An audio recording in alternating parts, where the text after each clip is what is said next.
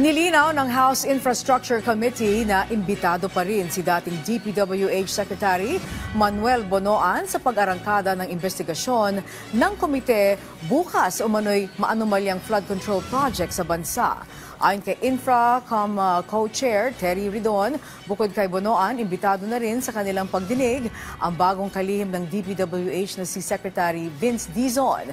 Pagtutuunan anya nila ng pansin sa investigasyon ang mga iniulat na ng presidente ng ghost at substandard project sa Bulacan at iba pang panig ng bansa.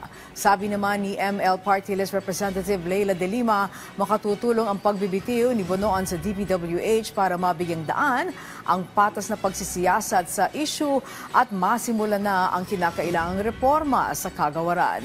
Habang muli namang binigyan diin ni House Minority Leader Marcelino Libanan na dapat ay bawat pisong nakalaan sa mga proyektong pang-infrastruktura ay tunay na nagagamit para sa mga Pilipino.